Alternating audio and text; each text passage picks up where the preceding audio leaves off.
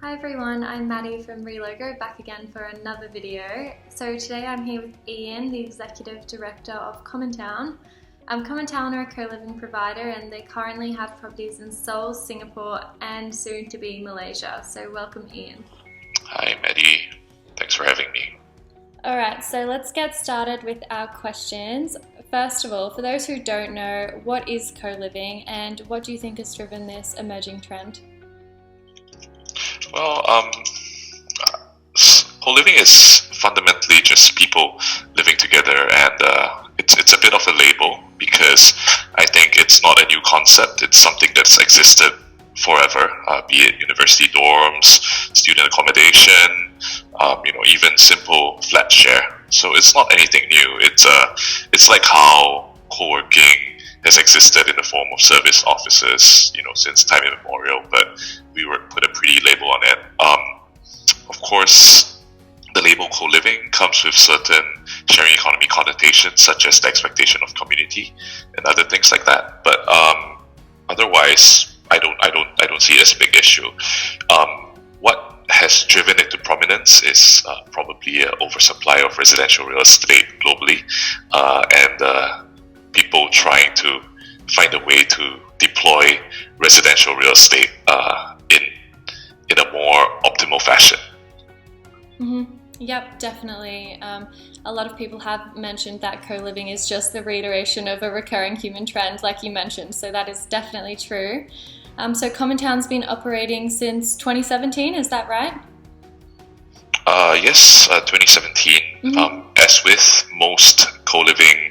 many co-living providers, we started as a in-house venture from a property developer in Korea, which was looking to find a way to reimagine residential property, and we have since, as you mentioned earlier, branched out to Singapore and hopefully soon, Malaysia. Mm-hmm. Great. So when did you guys move from Korea into Singapore? We started in Singapore about a year ago. So at around March, April 2019, we opened our first spaces in Singapore. Mm-hmm. Great. And so what sets Commontown apart from the other co-living brands? Well, I think we're a lot less fluffy.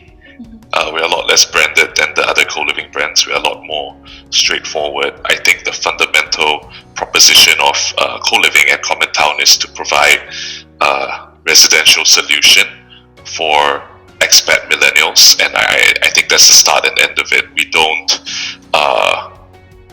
don't try to layer on, or we don't try to present ourselves as doing something really vastly different from slightly longer term residential accommodation, on a temporary basis. So I think we're a bit more straightforward, and our demographic is a bit more sedate compared to some of the other co-living operators. You're not going to get many benders and crazy parties going on in our spaces. Most of our residents are employed in quite high octane professions, so they need their rest. Yep, fair enough, very fair. So in relation to that, you mentioned you don't have very many party goers. So what type of person would fit perfectly in a Commontown property? Well, we have a good indicator would be the type of community activities that we organize. So we do things like we go hiking together, or we organize friendly poker tournaments, things like that. So it's a lot less drinking focus. You're not gonna get so much of your first, second year expats, looking to have a wild time, first time living away from home kind of. Mm-hmm. You're gonna get a bit more of your slightly more mature professional between maybe 28 to 35, who is of course typically still single. But of course, we do have some married couples or just couples with us, and who are looking for company, a place to stay, and just looking to get on with their job also, as well.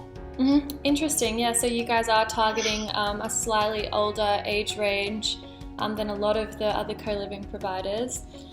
So looking forward, I guess, like you said, co-living has been around for a long time, but it's definitely evolved into what it is today. So in the year 2030, where do you see co-living? Well, in line with what we've been talking about earlier, I think it's here to stay. Okay, so I may have sounded a little bit, pessimistic or realistic about what co-living is. I'm not so excitable, or I'm not so enthusiastic about calling us something different. But I do think that co-living is a real solution, which is why we are in it. I do think the sector is going to grow. As to how it will be, I think fundamentally co-living is just going to be a solution, a residential solution for the fastest growing economic demographic globally, which is single millennials, for which there is no real estate residential product catering to them, simply because of how temporary or transient the lifestyle tends to be. So I think it's going to expand in line with population demographics of increasing number of millennials who are marrying later, who are becoming more globally nomadic, and who are more economically active. Very, very valuable insight there.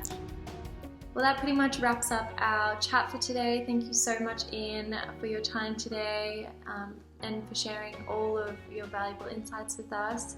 Both the Relogo and Commontown links will be in the description box below, so make sure you guys go and check those out.